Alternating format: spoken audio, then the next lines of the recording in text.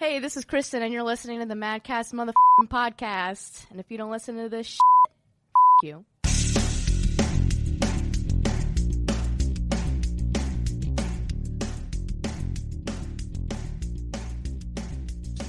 Whoosh! That's for you. Hey, check out the TV guys. Oh, look at that. Whoa, those Cowboys. Russell, What's happening? who's your team? Who's my team? Texans. Denver Broncos, baby. Whoa, oh, that's right. Oh, I yeah, forgot we did that. talk I about already that. talked That's right, we did That's talk the about that. colors. That's right, Denver Broncos. I respect it a lot more than the The Texans. Texans. Yeah, same. Same, buddy. Same. Right. Although I was an Oilers fan. They were my number two. That's respectful. They were That's my number completely two, fine. and so was Tennessee for a while. I dig it. The MADcast podcast is live on Facebook, and we're live-ish for the MADcast podcast. MADcast podcast, We raw. got Big Dave in the house running the show, running the ones and twos, and we have our special guest. I need a soundboard. I really need a soundboard. You need like, yeah. We got B-Roni.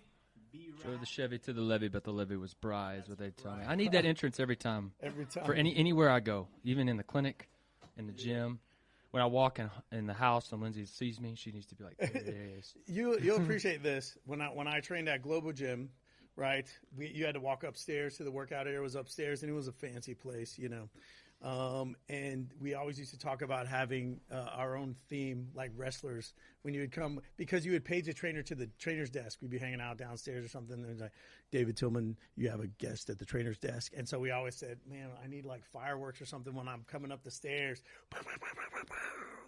I need my entrance. I love it. That's what we need. We do need entrance music. We will have entrance music for the podcast. I will say that.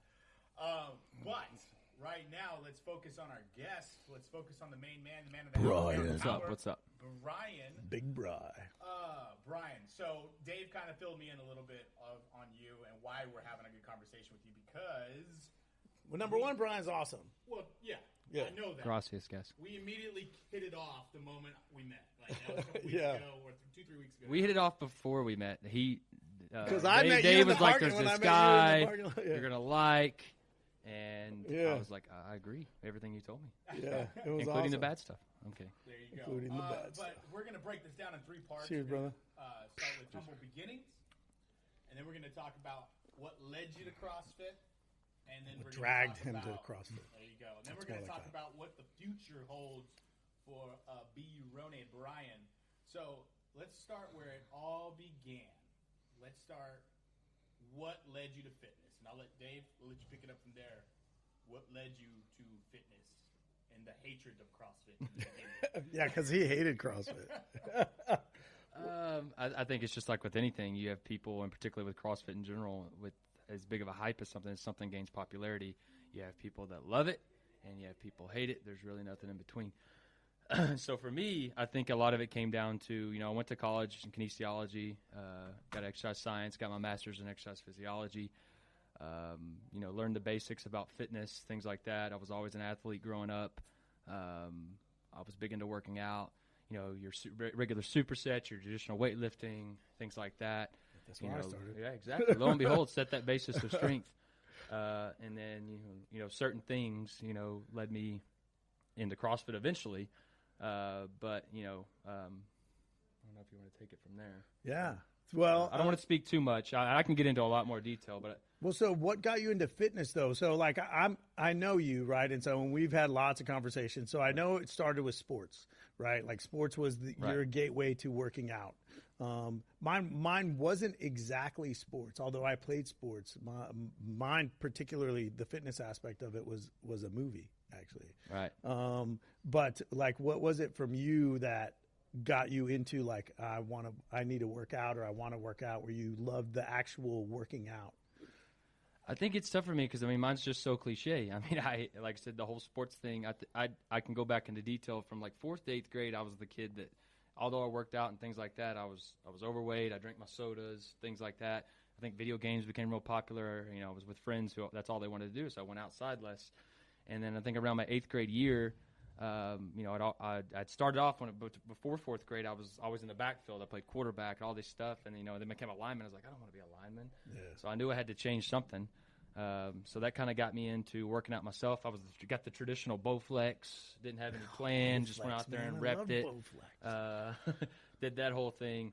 And I think once I saw what it did to my body, it went on from there, all the way from freshman year of high school all the way into college. I just knew I wanted to do something either with coaching or something with the body.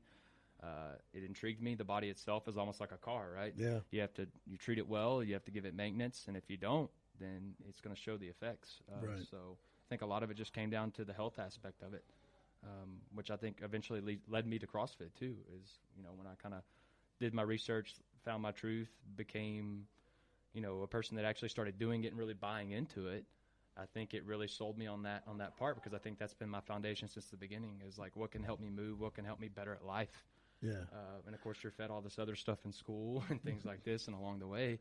And unless you do your research and you don't just listen to what people say and the haters, you're. Yeah. Cause when Brian first came in, like he might lift with us, like do cleans and stuff like that. And, he would dabble a little bit, but he wasn't a CrossFitter, like, by any means. And to preface that, when Lindsay was here, she was like, hey, is it okay if Brian comes to work out? I'm like, yeah. And she was like, he kind of wants to do his own thing. And I was like, it's okay. Like, let him come out. I'm not going to make him do Fran or whatever. And she even said that you thought you were, going to be too skinny or lose weight or, that sort of stuff. But that's not how I run my program. We lift a lot. And so Brian started lifting, and then it just, it's the how do you boil a frog thing. We got him a little bit at a time, and he started getting better and better, and he did his research. And, because, Brian, if anything, Brian is that guy. He's going to research everything. He's going to look it up. He wants to see, he wants to have that knowledge. So, no, go. No, and we're going to get into that too, Brian, of when you came into the gym. Right. Obviously, Lindsay is your wife and how she brought you here.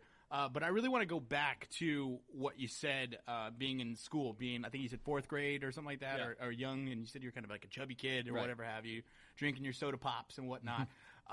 But you had a passion for fitness. As a young kid, you probably watched football. We actually had a little bit of a conversation about that. Dallas Cowboy fan. So, Me too. but was that kind of your inspiration as a child? Or like you wanted to play football, you wanted to play sports? I think it's just a classic thing. I think any kid growing up in the state of Texas wants to, their first question you ask them, what do you want to be? If not an NFL superstar, firefighter, policeman, whatever. Right. Or just some sort of star at anything. Because I think my dad can tell stories of him taking a football when I was 1 year old and just rolling it to me. Who knows if I knew my motor control at the time? Doubtful, but rolling it back. So ever since I remember, I always had some sort of ball in my hand or some sort. So it's kind of in your DNA that you were going to be an athlete, or at least in some way of sports. I like to compete. I think you like that's to compete. the thing. Okay, there it is. I think that's the big thing is, and I found that I could compete with myself up to a point. And I was big on, it was one of those things where if I walked into the gym and I saw somebody lifting more than me, I had to do it. I didn't care how I did it. I was going to do it, whether I ripped my back or hurt myself at the time. And that's where I lacked the knowledge, right, on a lot of different things. And it got to a point where if I knew I was going to be beat, I just wanted to work out by myself because I wanted to work on my weaknesses. I didn't want anybody to know that they were stronger than me, and maybe that was the insecurity at the time. But I think a lot of those have definitely gone away since I've worked around getting into CrossFit and things like that. But so let's fast forward just a hair and go, what were you like in high school? Like, what was your mentality were you an athlete? Were you working out? Where did, like I said, humble beginnings. Was it high school that you started to kind of really get into fitness? High school was big because when I dropped all that weight before my freshman year, the coaches, up until school ball, had only noticed me as a lineman. So, I think I went from 5'2", 180 pounds. It also helped that I shot up, and I shot up to about 5'8", 5'9", weighing about $130, $140, and yet I'm still on the O-line just because they had bred me to play that position. So I think I played right tackle, and I was quick enough to stop people on the edge. And, of course, we're at that age, freshman, where, I can stop the bigger guy just because I can get in front of him long enough for a play to be made. But then I just thought, I was like, this isn't going to work for me. If I want to keep playing football, I have to do something different. So I started working out not only with the school, but I would go home and I would bust my rear end, in the morning before school, even after practice. Sometimes I'd come home and I'd lift. Did I have any really big mentality on what I wanted to do? No, I just knew that it worked. But I definitely needed to do more knowledge, and then that's because I wanted to play in the backfield. I wanted to be a fullback, running back, and I think that was the big thing when I saw that I accomplished that. My junior year, I was the fullback, and I played fullback my junior and senior year, and that was huge for me. And after I thought about playing, at the next level, I had like a couple D3 options I could have gone to, JUCO, and that's when I realized, there's more that I want to do with this. I think my time with football, I'm going to miss it, but I think there's other ways that I compete outside the field itself. Keep lifting, keep doing what I'm doing, just train my body and then train others. And so that's what led to the kinesiology route, all that good stuff. At the best school on the planet. I actually was an Aggie growing up. A lot of people wouldn't realize that. Back in my hometown, I played the drums growing up, maroon drum set, maroon stained floor. Man, I'm telling you, a guy from Corsicana played ball at A&M, Bethel Johnson, and went to go play for the Patriots and won a Super Bowl or two with them. Yeah. So I was a big Aggie, and then all my friends ended up going to University of Texas, and I was like, well, I'm going to join these guys, because I originally wanted to do veterinarian school. That's a whole other story. So I was going to go to A&M, but then I was like, well, let's just try this kines route. I thought about, I took a route where I could possibly do pre-med. Physical therapy wasn't really a thought in my mind at the time, but I was like, I want to do something, either coaching, pre-med, so let's go take all these classes, let's learn more about the body, and let's apply it. And I think that's what helped me a lot, is being able to apply what I learned in the classroom, so then I can truly understand what the heck was going on. So when I explain to somebody, like, here's why you should do this. Not that I'm the person that comes in the gym and like, hey, can I help you with that? Definitely don't do that. But it definitely changed my aspect of my thought, and it definitely geared me in the right direction. It laid that foundation to where I am now. Now, did I think at the time that I was going to be where I was now? Absolutely not. Yeah, we have similar background, actually, because, I was going to be pre-med, except for that Aggie thing. I didn't have that. I knew. We all have to go through a dark time to live and learn. When I was 12, my mom came up to Texas to do some work, and we went by the stadium, and they were practicing, actually, and the groundskeeper, I think I was 12 years old, let me walk on the field. Right. And that was the most amazing thing I'd ever experienced in my life. I was like, I'm on the freaking football field, the 1 yard line at the University of Texas. And that was back when they had the track around the field, and it was cool. I think it's all that breaking point. I think for me too, when I look back, when we think about those pivotal moments, is also growing up from a high school team. While I was in grade school, I was the ball boy on the sideline for the high school team. So I always dreamed of playing for the Corsicana Tigers, where I'm from, right?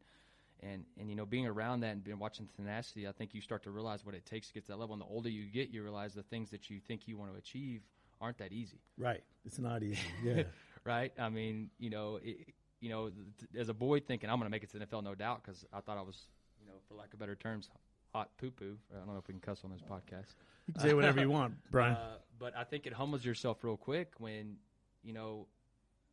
I think early on because I was, before fourth grade, I was playing those positions that I always dreamed. I was like, I'm the fullback, or I'm the running back, I'm the quarterback, and I was doing so well. And granted, it's a young age, so of course to be that cocky at that young of age. But I think you realize as we get older and people grow up differently, and who has the work ethic, right? Sometimes that work ethic can trump what you have, and I think that's where I'm glad I learned at an earlier age, and I think I'm glad I matured a little bit earlier on finding out why something I wanted wasn't being achieved, and I had to make that correction. Yeah. So hard work trumps talent when talent doesn't work. Right? Yep. I love it. Okay. You said hard work. You said something about hard work, and I want to go back to that. So we've covered that you played high school football. Mm-hmm. You achieved the goal of going from being an lineman to being a receiver. Yeah. So, which was hard work. But let's get into the harder work when you got out of high school and you embarked on. I think you said physical therapy, right? And that's like kind of where you.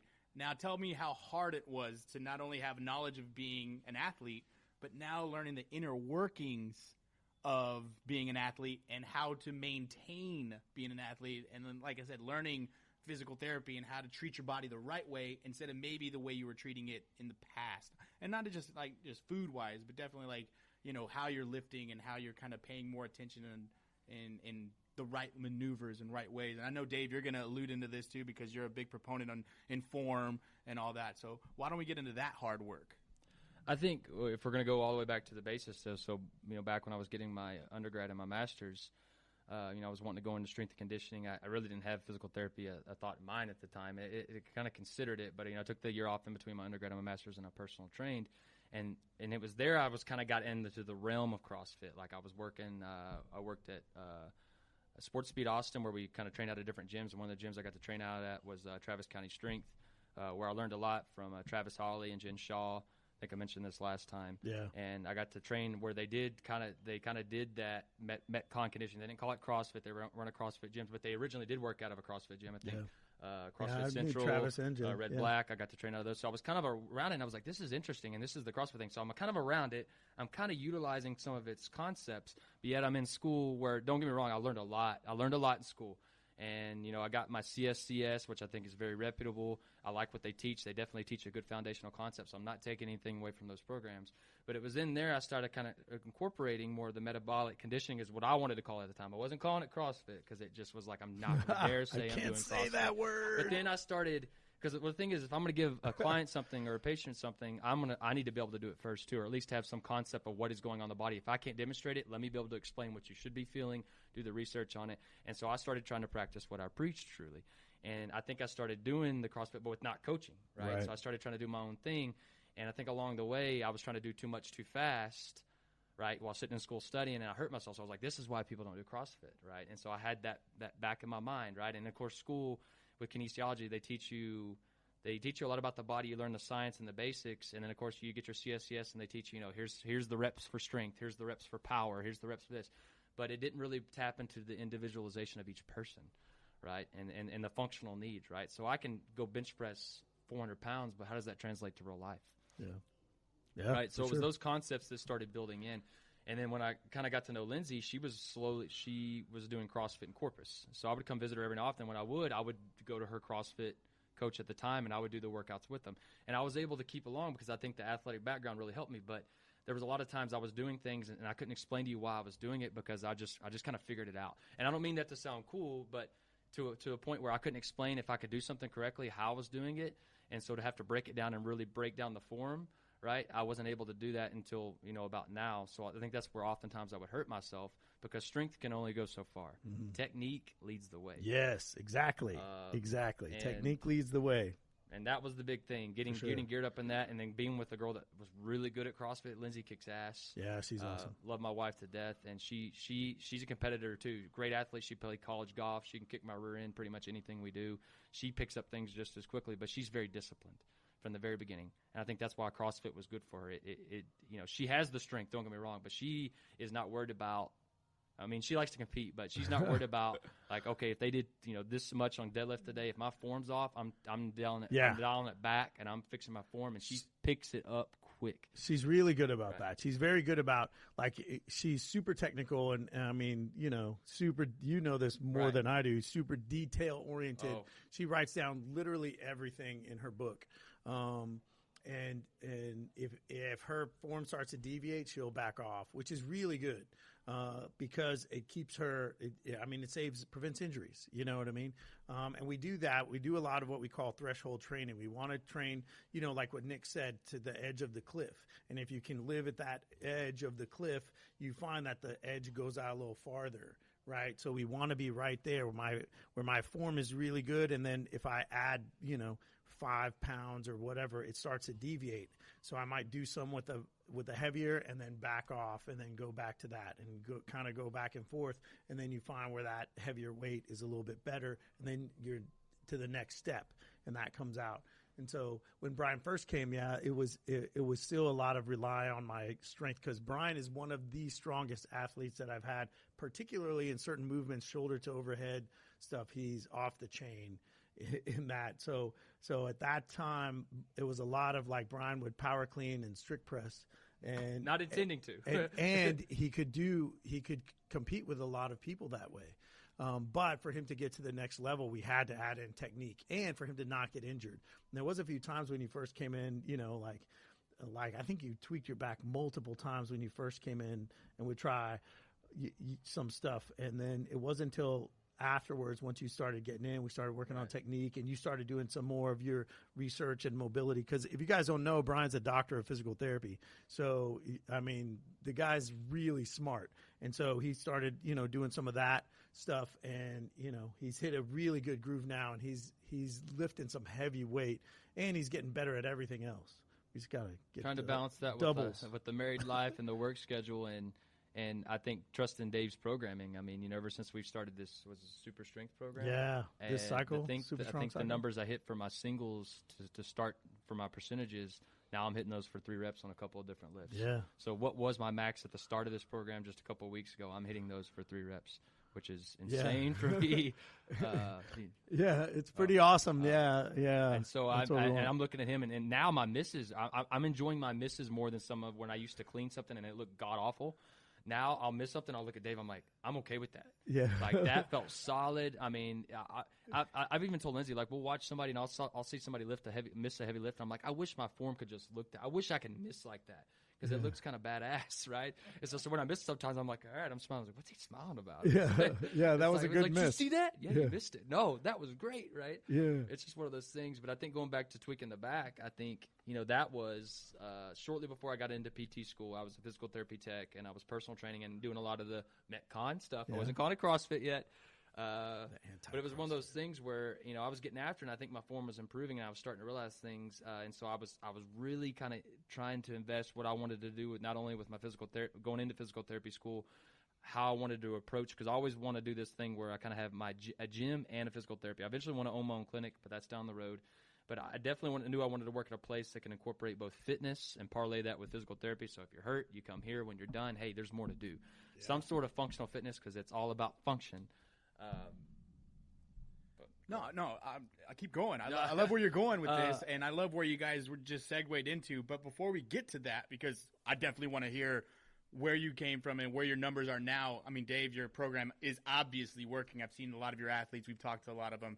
But let's just take a step back. So, Lindsay, your wonderful wife, she kind of introduced you to CrossFit when you kept saying you didn't want to. She's the one that dragged me in, right? 'Cause yeah. She was doing it. I've always been very competitive. I've always, before her, and she doesn't like me talking about my exes, but I've always dated girls that were athletic or just competed at something. And I'm very competitive. So I never really let anybody win, man, woman, or child. If you want to challenge me in something, I'm sorry. We're going after it, right? I love it. Right. So I don't know. No, it's fine.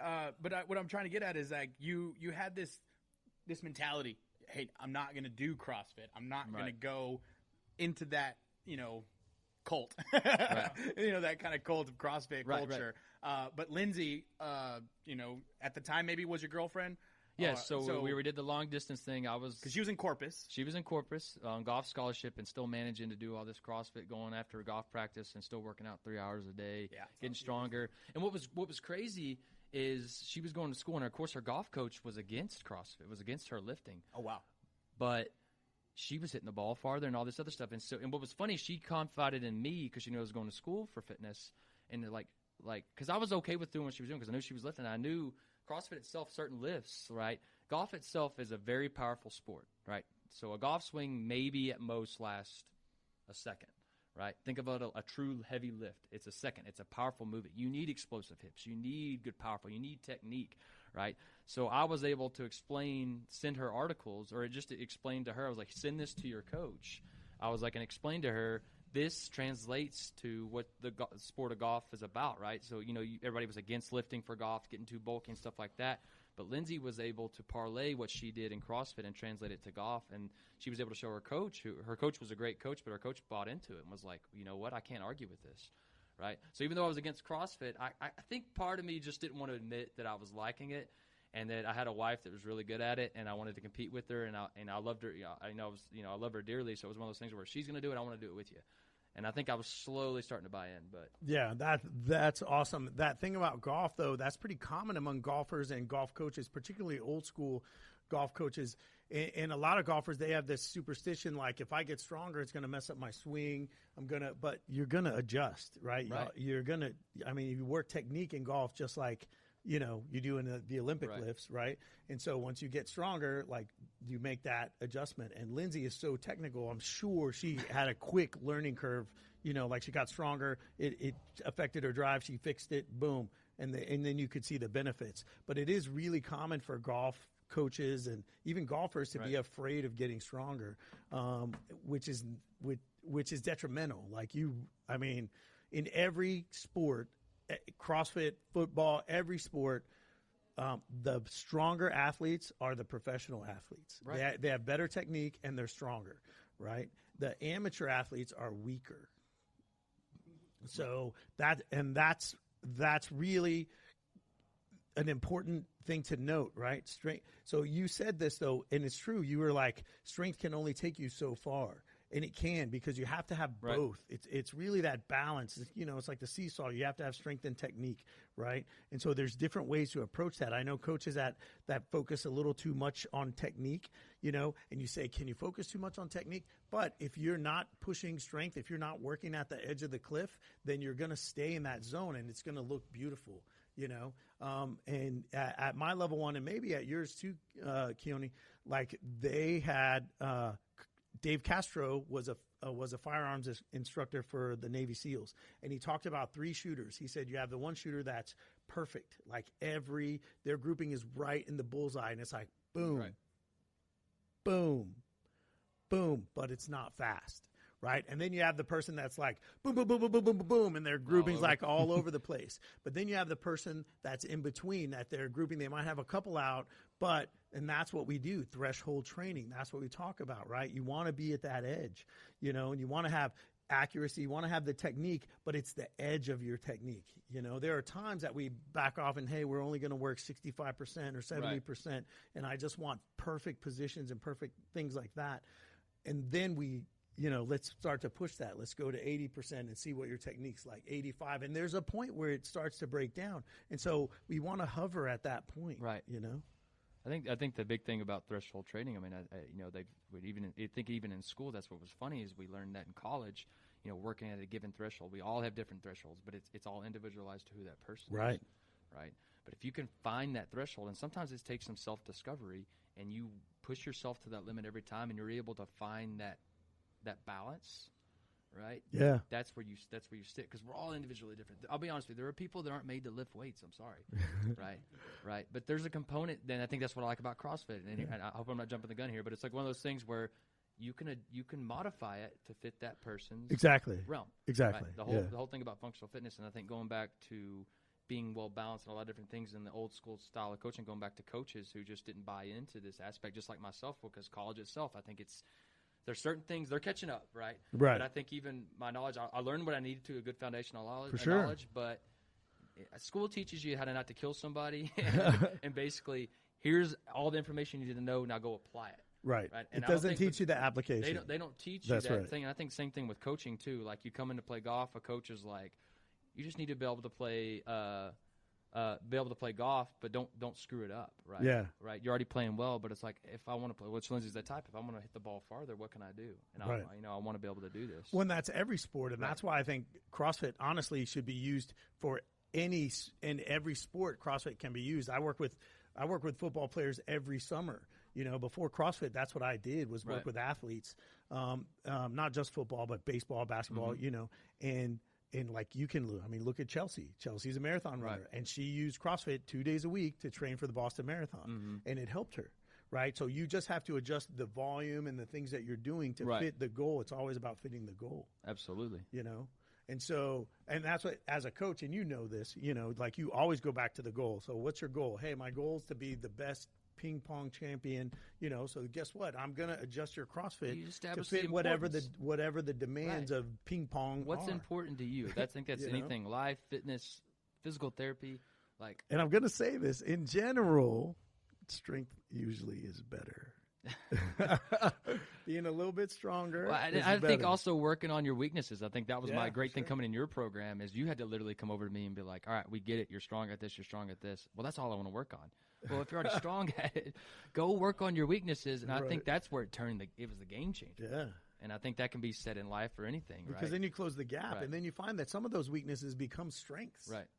Right. Like if I'm good about being an asshole, but nobody likes me. Right. I got to flip something around. Which Lindsay can tell you that. I got to be smart aleck sometimes, but So, Brian, what was your first CrossFit workout? So this is funny, as I've been asked this, and I think I actually really thought about it. And I think it was the cliche was one of the benchmark workouts. I really think it was Fran the last time I remember. I think my first one was Fran. Yeah. And this is before I knew how to do. Oh, I still don't know really. I'm getting better at butterfly, but I had an idea of how to kip. Yeah. Right.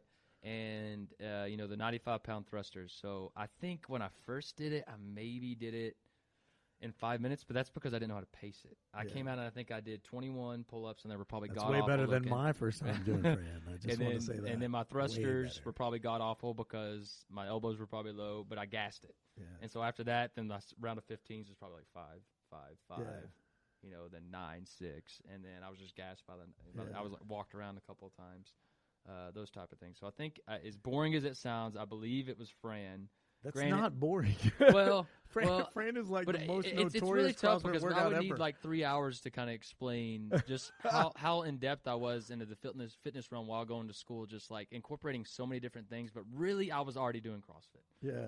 I just You were already doing it. You're so right. I was creating my own WODs and taking from other things, the funny thing is that's exactly what I did. It's the same. Right.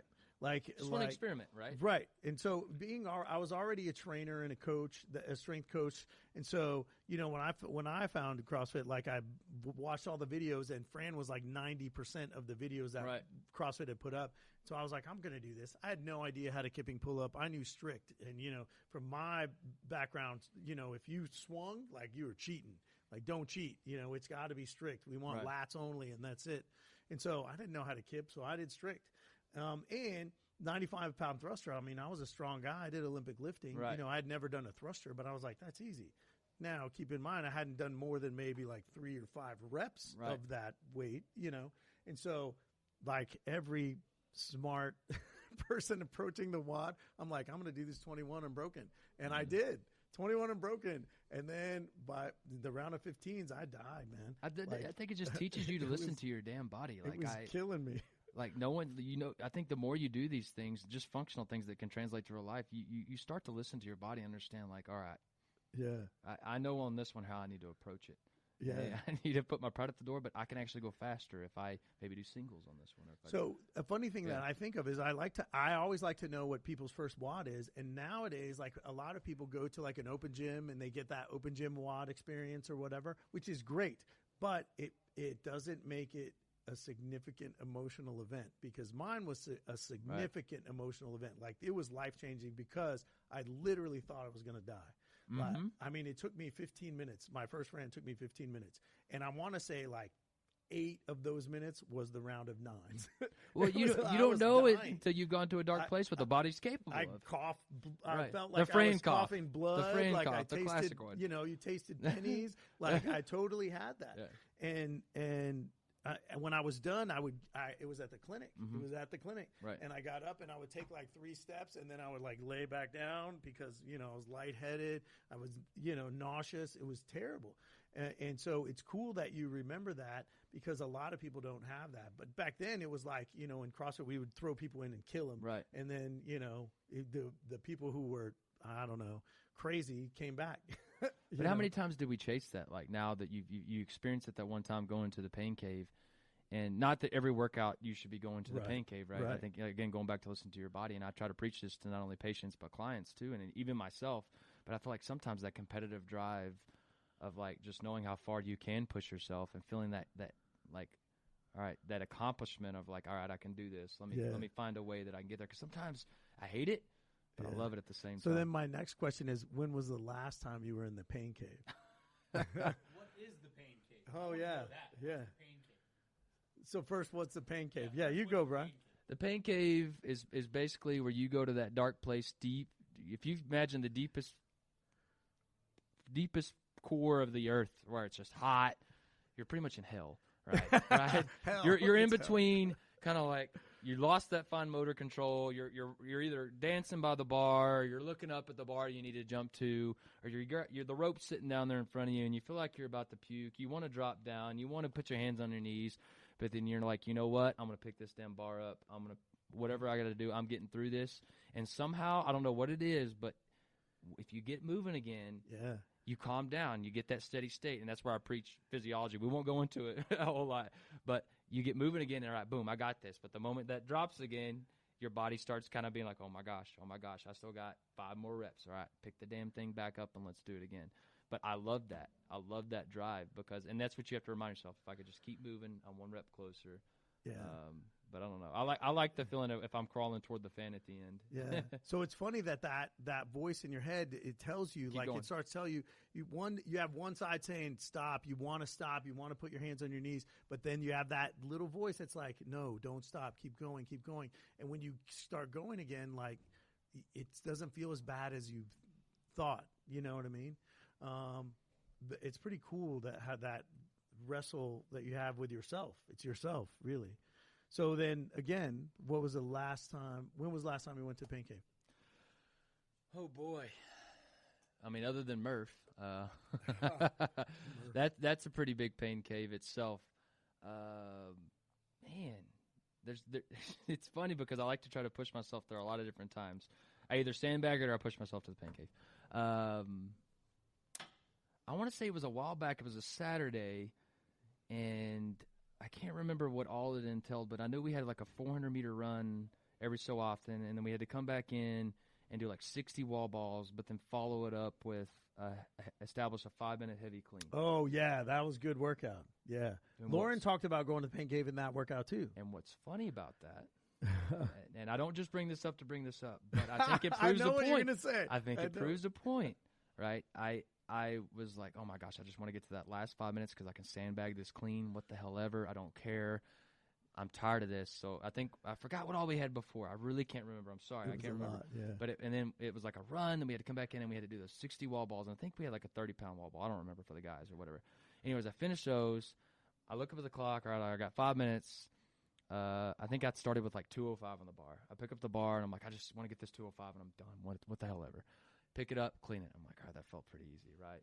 All right, so I throw some weight on the bar, pick it up, boom, that feels pretty easy. I look up, I'm like, all right, throw some more weight on the bar, pick it up, throw it easy. Next thing I know, I don't realize how much weight's on the bar really. Yeah. And I think I had my buddy Kyle, who was putting up some numbers that day too, was like, dude, just go for it. You got time, dude. Just freaking go for it. And I'm like, all right, whatever. And this was one of those moments where I hadn't caught it low yet. Yeah. Right? And again, we've been working on form. I always try to catch everything high, particularly when it's heavy, because I hate catching in the hole. But this clean, I tell you, was one of the prettiest cleans I've ever done, and it was a PR. And PR. I remember that. Yeah. It was 275. I'll go and throw the number out there, right? I know. There's probably a lot of people that can do it, but to me, everything's relative. That was right? huge. That's a good number. 95-pound PR is just as good as a 315. That's right. But I remember I caught that thing low, and I was like, I was shocked. I caught it in the hole, and I was like, I don't want to stand this thing up. And I remember everybody, stop, up. And that was the greatness of it, right? Yeah. The community, everybody rooting for everybody, Yeah. up. And I was like, well, I can't drop this shit now. Yeah. You have to. And I remember standing it up and being like, what the hell? Yeah. Looking at him and looking at Dave and just being like, what? That was awesome. What just happened? I blacked out. It was like the old school thing. I blacked out. Tell me what happened. So, I don't know. 275 is good. That's a good number, brother. Especially considering that. Think about this, because you were always a power cleaner. You didn't ever squat. My power clean was better than my squat clean. That's right. Yep. That's right. And so for you to hit 275 and drive up out of the hole is huge.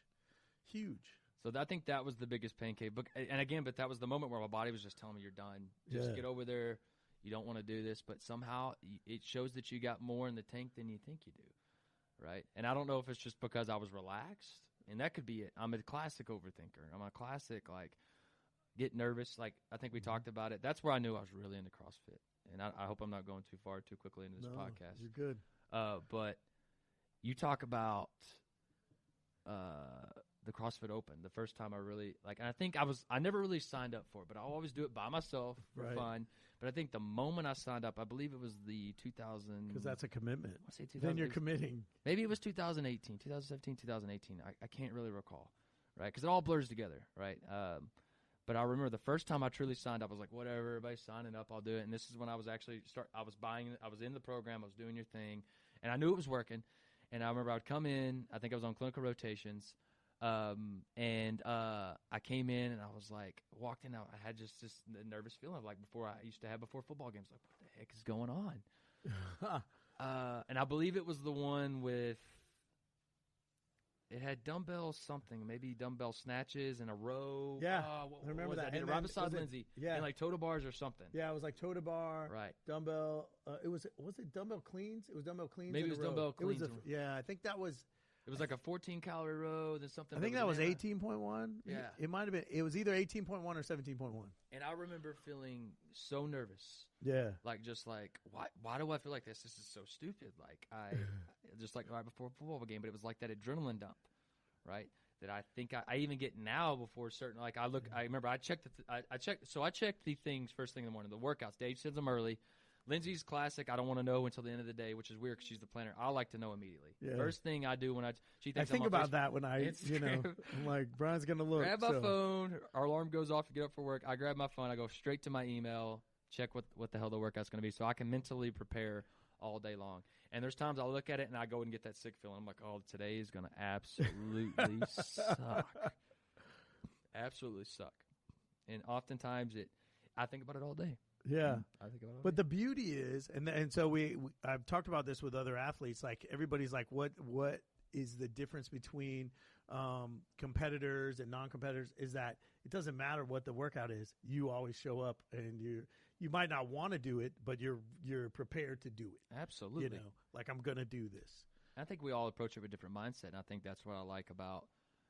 I mean, just CrossFit in general, but particularly CrossFit Cedar Park and here with the MadAthletes, just everybody, the whole thing. It's a huge community, and I've mentioned this before. The Apocalypse Games, this whole COVID thing, it was crazy. Yeah. But Keone did a great job with the Apocalypse Games, all that good stuff, because I think it allowed us. That was I got so to awesome. see different I branches. loved it. It not only brought people to the gym, but it you brought got to see people me work together. out. Right. And I think it was good to branch people together because I think they're.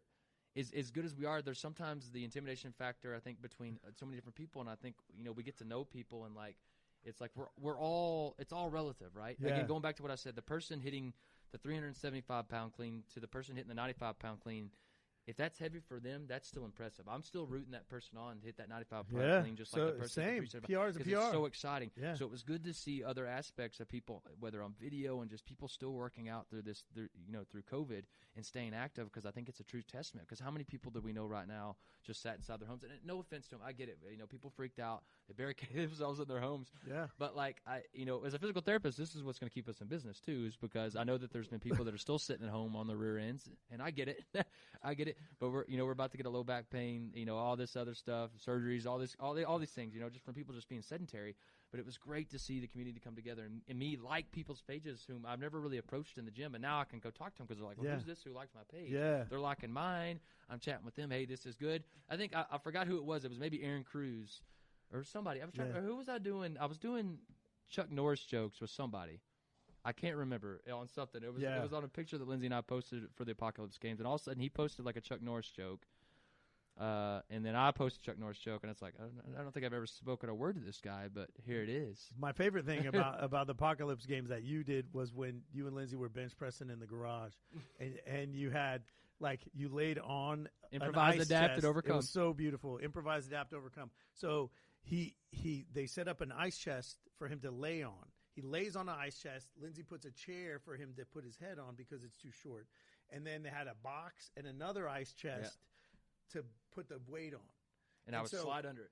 He would slide under and, like, shimmy himself underneath the bar, press it up, and Lindsay would pull the ice chest out and then run to the other side and pull the box out, and then he would bench press. And he got to, 285 or something? Yeah, something it was like 285 that. It was roughly there. And had a bit of a CrossFit fail, but it was good. Like the way. And then so whenever he was done, she would, like, slide this side under and then go slide that side under. He'd have to hold it and wait, like, okay, slide the thing under, and then he could, like, set the bar back down. It was so awesome. Because it basically started from, like, a half rep. And so I'd have to kind of do, like, an extra press to get it up, and she'd have to move it because if we didn't move the boxes, I would just kind of be doing, like, a floor press, which was fine. But I'll go and tell this, like, we were prepared. We had already prepared for what happened if she couldn't get over there quickly enough. So I think it was like 285, 295. I repped it on the first one. Then I go up for the second rep, and I go, nope, not happening. I slowly bring it back down and sit there. And she just kind of helps me kind of guide the weight off, and we go fine. I mean, it was the best, the smoothest ever CrossFit fail like you could ever. Yeah, but I think CrossFit fail. CrossFitters don't bench press, so. But I think that it happens. People go like, "Oh, there you go. There's CrossFit. That's why I don't do it." But it was awesome actually, and nobody got hurt. Injuries happen, but injuries Yeah. happen anywhere. I mean, there's no way. I'm a big believer in there's no such thing as injury prevention. Well, you know this because reduction, I'm sure that Mike told you too. What did Mike say? Mike said, "I get more patients from the chair than Right. all 'Cause sports it's all combined. about the sedentary. Sitting is the new smoking, and when we talk about function fitness, I mean that's the whole thing, right? Is that's what I try to do with my physical therapy now. It's not, and I learned a lot of this from Mike and Tim at Tillman Physical Therapy. I mean, that was my 4th clinical rotation. I learned a lot through All Care Therapies, my 3rd, and a bunch previous to that. And I think, being able to apply that knowledge, and as I got better as a practitioner, and now even a year and a half into my tenure as a physical therapist, I'm learning that it's not just healing that injury, but then how can we get you, the whole thing about goals, right? Yeah. So it's about, what do you want to do in life? What's important to you? What functionally makes sense to you? What can you not do? So we think about a wall ball. We've talked about this, right? So a wall ball, worst thing in the world to have to do, but you got to do it, right? But it's so functional, right? How many times have you to grab something from the ground, lift it up, and put it on the top of the shelf? It seems goofy, right? But if you can do that 30 times for 5 rounds with a 20, 30-pound wall ball in a workout, I was like, why do I got to do it that many times? Then you're going to be able to do it that one random time that you have to do something, particularly if you're working on it and you're under fatigue and you got somebody telling you, you're under fatigue. Get those heels down, sit low, right? Right, in the whole premise of we shouldn't squat below parallel, all this stuff. Well, how many times have you noticed we have to do that? Yeah. Right. So I think it's not telling somebody how they should move, but how do you need to move? What do you need to do, and how to do it safely and do it correctly, so you can continue to live your life, not tell you what you shouldn't do or what you can't do. Because we train for the unknown and the unknowable. Right. That's why we have to do so many different modalities, so many different movements, and mix them up. Is because, I mean, in general, that's what we're training for. That the goal is I'm prepared for anything. Right.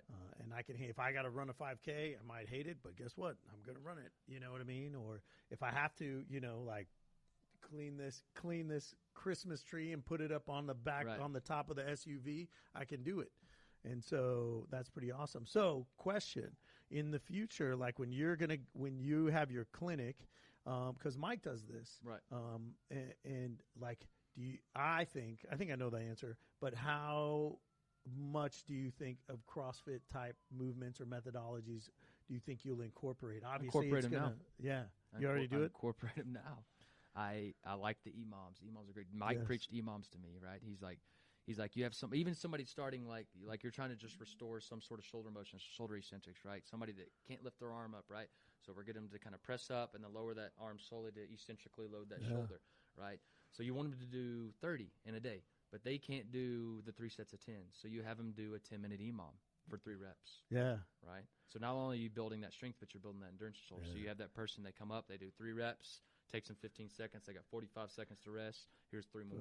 EMOMs build density. Do it for 10 minutes. I love EMOMs so those things, just kind of little miniature wides, incorporating kettlebell swings with, like a Turkish get up or like a goblet squat or a suitcase deadlift with the farmer's carry. Those things, because it's functional, right? Right. If you make a patient feel better, now can I hurt you again? If I can't hurt you again and you can move properly, then you're ready to roll. Done my job. The worst thing I can do is discharge somebody because they no longer have pain.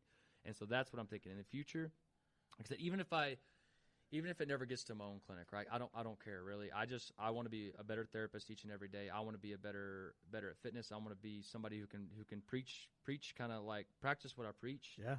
And then truly be an advocate not only for the health and fitness industry but for CrossFit, right? Because I apply it into my physical therapy. And if you ask me, it's funny because people are like, you're a physical therapist. Why the heck why do you even do CrossFit? Yeah. And what do you mean you incorporate it in here? I'm like, well, you've been doing it the whole time. You didn't even realize it. Yeah. Right? You've some sort of metabolic conditioning. Go ahead. So I have a question. Do you have your level 1? I do not. Are you going to get it? I don't see why I couldn't. I mean, why wouldn't you? Right. No, I think it's good. Thanks, Dave Castro. You can send the check to me. I like to have, because as a physical therapist, it's one of those things where I think one of the things we didn't learn in physical therapy school is they teach you a lot about conditions and impairments and things like that. And here's what happens with patellofemoral pain syndrome. Here's the muscles that hurt, but they don't teach you, because there's not enough time, what therapeutic exercises or ways to progress somebody to be able to not only rehab them in that, but then how to get them to move better so it doesn't come back. Right. Teach them about the body. Yeah. And I think that's where having the foundational knowledge in fitness, aka having something like a CrossFit level 1 or participating in CrossFit, is going to help. So I've been to, I was lucky. My first level 1 was an off the chain, amazing, life changing experience. But I've had to redo it, because Right. it's been so long, and you have to like redo it every 5 years or whatever. And so I've redone it twice, I want to say. Every time I get excited, and I'm excited because I like to see the adjustments they make Right. and how they teach you things, and it's just awesome the way they put it together. Even the first one was amazing because I had all the originals, and so but after that, like, it's just really cool to see how they organized it. Because Right. on my first one, I was like, I emailed them and I was like, hey, is there a manual? And they emailed me back and was like, and they just sent me the link to the CrossFit Journal, where there was like 100 issues of that, and so I read them all, and so yeah, man, if you want to go do it, I'll go do it with you. I think Absolutely. at some point I have to renew mine or do something. So Well, I'm always wanting to learn more, and I think going back to the foundation of even getting into CrossFit and learning about it and really buying into it. I think, like Russell said earlier, if I really like something, I'm going to research it. I'm going to look into it. Yeah. I'm going to try to perfect my craft. And I think when I finally buy into something, like I finally bought into CrossFit, I run with it. Right? Yeah. I still have a lot of work to do. There's still things I struggle with, and there's still things I have to tell myself, all right, take 5 minutes, take 10 minutes, work on that. Right? Yeah. Don't get frustrated with it. I still get frustrated. We all get frustrated, but we all have our weaknesses. Yeah. Well, and you can see, like, right now, like, you're in a really good groove. You're hitting good numbers. Your strength's going up. Your technique's going up. And I don't know. For me as a coach, that's the stuff that's exciting to see. It's Right. like it's finally like, you took a while. You drank the Kool-Aid, Right. and now the Kool-Aid's kicking in. I'm stirring the Kool-Aid now, brother. I'm stirring it. It's I'm the one awesome. making it. Yeah, he's making the Kool-Aid. So, Russell, what you don't know is Brian proposed to his wife at the box. That should have been the first story. Dadgummit. Yeah. At the box, he organized a whole thing where she's in the middle of a workout, and we had to keep and this was when we were at the shopping center, and there was lots of windows, and we had to keep her away from the windows because her whole family was hiding outside, and they all come in, and she's kind of like, "What's going on?" And Brian came in. You came in the back door, right? Came in a nice suit. She was Yeah. all nasty, Yeah, just she like was I working like out. her, right?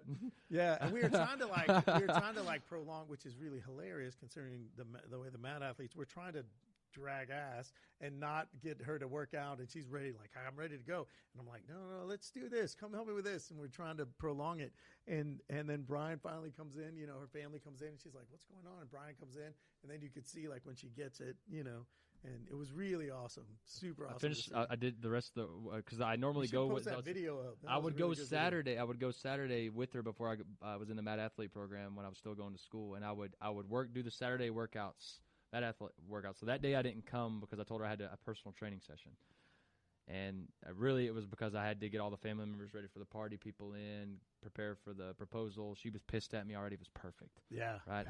I pissed her off all the time, but rightfully so because I'm still a child. But I had her pissed off that morning. I was like, great, right? And I mean that, right? Because she had no idea. Which she's a tough person to hide from because she asks so many daggum questions. She's just curious, is what other people say. But I think she just likes to be up my rear end on things. Love you, Lindsay. That's her job. Anyways, I just remember how nervous I was that day. But I think the importance of it was, so we come in, I propose, she says yes, that's all hunky-dory. But the best part was I remember taking the top off of the suit, and just in the suit pants, and I finished we had like a muscle. Yeah, you worked out. You worked out in the suit. Yes. I worked out in the suit after she says yes, while the family members are like, all right, we're going to go get ready for the party. And I was like, well, Lindsay's like, and of course, in Lindsay fashion, can I finish my workout? I was like, yeah, I'll finish it out with you. I don't have anything to wear, but I'll do this. Awesome. But the reason the proposal happened there, this is a funny story. Little did I know I would propose in a CrossFit gym. But one of the gyms I trained at, again, Travis County Strength, was one of Lindsay and I's first dates. So I trained a patient there today, and Lindsay was in town. And she came in wanting to work out because she didn't want to miss her workouts, right? So she came to visit me, but she didn't want to miss her Saturday workout. She was like, design me a workout. I designed a CrossFit-style workout, a WOD, and I think it was 5 box jumps, 7 cleans, and I think the 7 cleans was I think I gave myself 185, and I gave her, I think I was nice. She was like, be nice to me. I think I gave her 95, which shouldn't have done that because she ended up smoking me. And then it was like a 400-meter run or something. And I remember I beat her out the gate on the first run because I gassed it. She knew she's an athlete. She knew how to do it. And I remember there was a door out of the gym. And so she was kind of behind me. I come out the door, and I hold the door for her to let her come out in front of me, even though I'm ahead of her. Never was able to catch up to her after that. Yeah. So I made jokes about like this is why I don't let people win. This is why I don't lend a hand, right? I'm the stomp on your throat person. Keep going. So if you hadn't have done that, you'd have beat her? No, probably not. But that's my excuse going forward. It's fine, excuse going forward. But anyways, that led to the reason of like I got to propose to her in the gym. This is us. Yeah, that's awesome. Okay, 5 rapid fire questions. What's your favorite CrossFit movement? Dang. Favorite CrossFit movement. Shoot. And I know I got to be better at this. Yeah. I like muscle ups. I like muscle ups. Yeah. I like them. I mean, that's awesome. I like. Yeah, I totally. I'm thought over we it were gonna now. have a barbell. I'm getting better about saying certain things that I I'm thought maybe he was not great gonna at. say cleans or snatch or something. It's definitely muscle ups. I've been That's getting better awesome, at this. So Brian. I like that. Right. Okay, what's your least favorite CrossFit movement? So we just Muscle ups, right? He said muscle ups. Linz, come here. Come here, Linz. Come on. least favorite. There's again, geez, there's so many. Well, we just heard the proposal. Yeah. Muscle ups. I love them. It shocked me too. Here, you sit and I'll kneel. I'll kneel. But you got to talk into this. Oh, she's got other things to do in this workout. She still have squats. She still has squats. I would have said cleans. Yeah, I know yours actually. I knew that. So what's your least not mine. favorite? I think Oh, for him? I thought it was a barbell. Yeah. Probably snatches. I hate snatches. Yeah. Yeah. Or deadlifts. Are we saying CrossFit specific? That's getting Yeah, I better. just said movement. Deadlifts are getting better. Okay, so what about your favorite WOD? Do you have a favorite WOD? Favorite WOD is going to be heavy DT. I like Heavy heavy DT. Yeah. Heavy DT. Okay, and what's your least? What do you not want to see? Like if I ride a WOD up, what is your like? Oh God, I don't want to see that WOD. Anything with double unders and snatches. But regular DT is actually bad. Yeah. Regular DT. Yeah. Because it's at a weight where it's a lot of reps, and I'm just going to gas the crap out of it. So give me the heavy DT. Sorry if my beer. Okay, how many is that? 3? I got the last one. Okay, I want one more though. I'm gonna bonus. What's your favorite beer? Oh, dang. Do we have another 30 minutes for me to do this? Probably 512 Pecan Porter. But if I'm going cheap, and because we're on a budget, Lone Star. Lone Star. Go ahead. Here you go, Russ. All right. Who's Lindsay's favorite wrestler? Bray Wyatt. Bray Wyatt? Is it Bray Wyatt? No, that's being Well, sarcastic. who's your favorite wrestler? I'm just kidding. Oh, of all time? Of all time. Man, that's tough because... There's so many good ones. Stone Cold Steve Austin. No, not Stone Cold Steve Austin. Are you kidding me? I heard you like Eddie Guerrero. That's what I heard. I love it, Eddie Guerrero. I'm still cheap, baby. Viva la raza. You know what I'm talking about? Coming in the El Camino. I like this little thing what he had with Batista. That was so sad when he passed away. Absolutely. What are those things? Him and his connection with Chris Benoit. I got to go. I know it seems cliche, but I got to go Bill Goldberg. Okay. I was the big fan of the streak. She got a list during COVID. All right, I'll quickly talk about this. I pulled up all his streaks up until he lost to Scott Hall, or not Scott Hall, but Kevin Nash. Kevin Nash. which was a fluke. A fluke, yes. Because it was a stun gun. Yes. Because Scott Hall came up dressed as a security guard, stun guns yes. him, and then he puts him in the power bomb and pins him. And I remember the next day at school, because this is before I had pay-per-view. I come to school and I'm like, anybody watch the pay-per-view? And I'm coming in my Goldberg shirt because I just knew he didn't lose. Yeah. And they were like, oh, dude, he lost. So I'm like, quit lying. And when I found out for a solid month, I was pissed off. So pissed. And my parents can tell you I was quiet. I don't think I even watched wrestling because I just didn't want to watch it. Just how I am on my sports teams. So cheap plug here. Brian, you and I are going to do a podcast on the Geeks and Wrestling podcast with Romeo Falcon. Man. My stage name, and me and you are going to have an hour-long conversation where we kind of just allude and just geek out on wrestling. But real quick, I just want to segue because we do have a special guest. Lindsay, your wife, just dropped in on the podcast, and I had to make sure I was behaving. She knew what she was doing. She was like, how many cans are in front of him? How many beers? I've been sipping on this. I do have a question for Lindsay now because we heard the epic story of your engagement. Okay. Now, you did cry. So you cried and wadded. So all in the same time. I love it. So Lindsay, my question is maybe why muscle ups are my favorite. My question is, you guys are working out together. I don't know if was it the engagement WOD where you opened the door? Is that the one? No, that was the very first workout. Okay, that was the very first workout. So Lindsay, I'm going to ask you right now. he basically said that he opened the door for you, let you, a gentleman, Texas boy. Gracias. You go ahead, son. He opened the door for you as a gentleman, like he should, let you go first. And he blatantly said that he couldn't catch up with you. Do you feel that if he wouldn't have opened the door, he would have beat you for that one? Talking to the microphone, let me know. I was waddling back then as well. He probably. If it wasn't for that little moment, do you think he would have beat you, or do you think you still would have whooped his butt? How long was She the still walk whoops my again? butt now, so I don't know. I think it would have been closer. It would have been closer? I'm not going to say one way or the other. Now, that was the first WOD you did. Now, when this is just a funny question, but when he opened the door for you, did you know he was the one at that moment? Or did you just always know? No, yeah, that wasn't it. That wasn't the moment? The very first time we met, I walked in and she was like, that one. She said, that one. Is that true? That's kind of true? That one. It was also some of the tunnel vision It was the of the cheerleader guys I effect, was right? around You at the time. You have to separate or approach with a group of fellas that I love my guys to death. With the people I was there with, I think I knew what would attract this girl, and if I stood around them, then it was going to be like if I can just narrow that so down. You set it up. So he Well, set this it guy. up. He set it up. He's like, I just these guys to stand here, and I'm gonna stand. I'm like, And they had already been there. I was let them talk their game. Well, whatever. I just love your story because I wouldn't be into CrossFit if it wasn't for my wife. 6-7 years ago, we did a Groupon in Houston, and my wife was like, "You got to try this. It's a Groupon. Just do it." I was really into cardio. Like I just was really, really, really cardio driven.